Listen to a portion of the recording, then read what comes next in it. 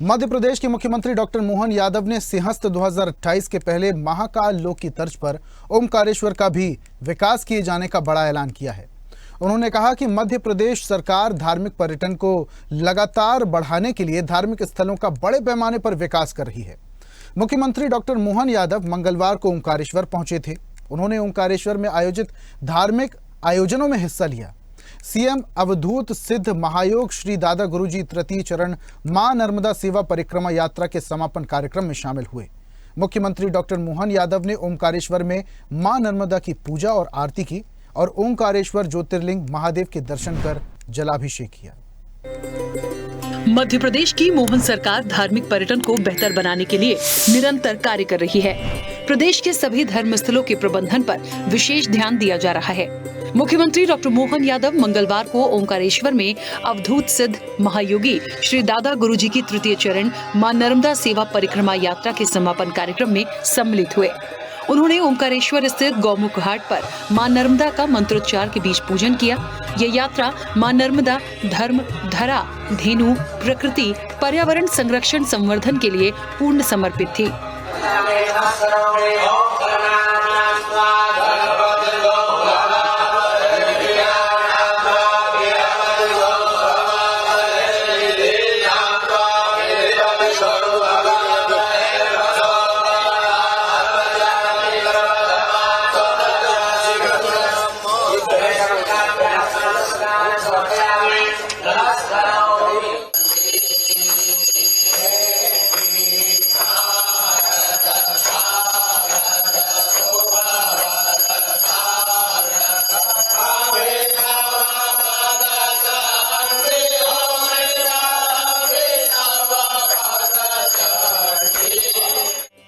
मुख्यमंत्री डॉक्टर मोहन यादव ने कहा कि यत पिंडे तत् ब्रह्मांडे, यानी जो इस ब्रह्मांड में है वही सब हमारे शरीर में भी है।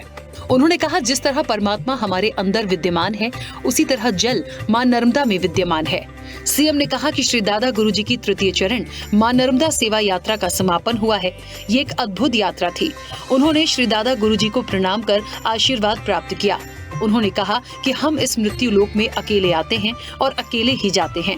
इस लोक में हमारे कर्म ही होते हैं जो हमें विभिन्न लक्ष्यों तक पहुंचाते हैं।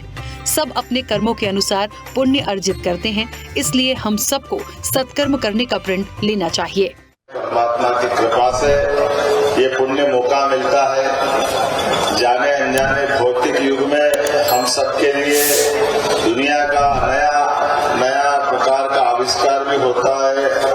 आविष्कारों के साथ आकर्षण बढ़ते हैं। आकर्षण से हमारे मन में जिज्ञासा और संशय पैदा होता है, लेकिन यह संशय से समाधान के लिए ऐसे कई जन्मों के बाद कोई पुण्य आत्मा प्रकट होती है जो हमारे लिए न केवल प्रत्यक्ष अपने जीवन से वो हमारे शंका के समाधान भी करते, परमात्मा में विश्वास भी जगाते हैं और एहसास कराते कि अंततः ये यत पिंडे तत् ब्रह्मांडे जो बोलने की बात है, ये केवल बोलने की नहीं, अपनी आंखों से प्रत्यक्ष हम देख सकते हैं। जो कुछ है वो सब यही का है। हम सबके लिए सौभाग्य की बात है। हम तो कई जन्मों के पुण्य से इन ज्ञान चक्षु के बजाय चर्म चक्षुओं से आपके दर्शन कर रहे हैं। ये कई प्रकार की पुण्यात्मा कई जन्मों के पुण्य के बाद ऐसी बीच में अवतरित होती है जिनका अपना कोई विशिष्ट उद्देश्य होता है।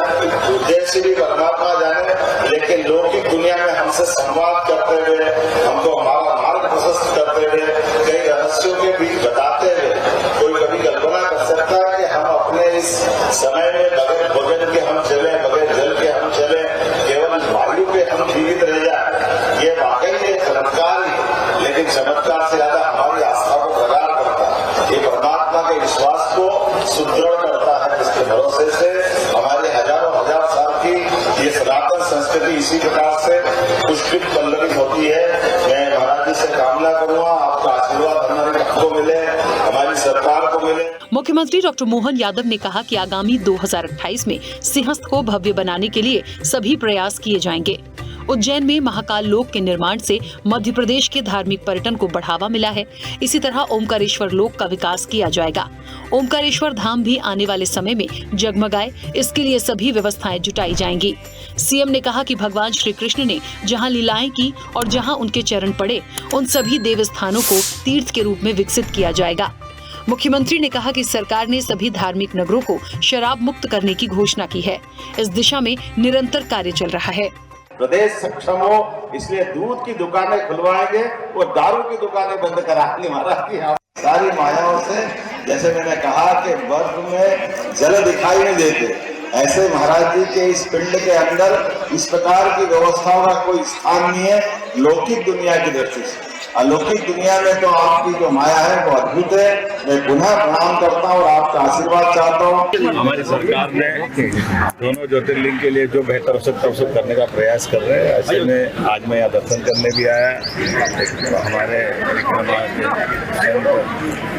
दादाजी गुरु जी के साथ में भगवान जी का जल भी चढ़ाया और उम्मीद कर रहे हैं कि नर्मदा परिक्रमा मिशन भी हमारी सरकार जो लगातार इस पे काम कर रही है।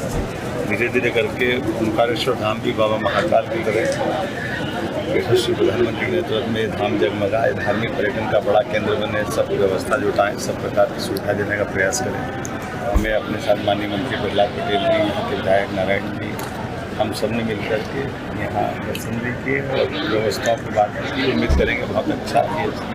मुख्यमंत्री डॉक्टर मोहन यादव पहले ही कह चुके हैं कि भगवान श्री राम और श्री कृष्ण ने जहां लीलाएं की और जहां उनके चरण पड़े, सभी देवस्थानों को तीर्थ के रूप में विकसित किया जाएगा। ओमकारेश्वर पहुंचे मुख्यमंत्री ने अवधूत सिद्ध महायोगी श्री दादा गुरुजी के साथ ओमकारेश्वर ज्योतिर्लिंग महादेव के दर्शन कर जलाभिषेक किया। उन्होंने बाबा ओमकारेश्वर से प्रदेश की सुख समृद्धि, विकास और कल्याण की प्रार्थना की। मुख्यमंत्री पुल से ओमकारेश्वर ज्योतिर्लिंग के दर्शन करने पैदल पहुंचे थे। इस दौरान मुख्यमंत्री डॉक्टर मोहन यादव अपने चिर परिचित अंदाज में नजर आए। उन्होंने रास्ते की दुकानों पर एक नन्ही बच्ची को दुलार किया, तो वहीं फूलों की दुकान पर एक 8वीं क्लास में पढ़ने वाली बच्ची से भी संवाद किया। क्या नाम है इसका? क्या नाम है?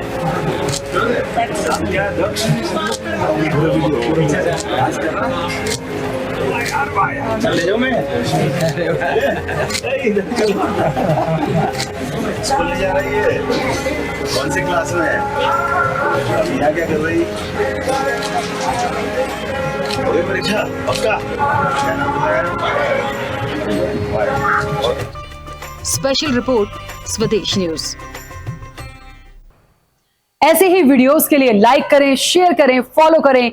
YouTube पर जाकर सब्सक्राइब कर बेल आइकन दबाना ना भूलें और ताजा अपडेट्स के लिए SwadeshLive.com पर जरूर जाएं।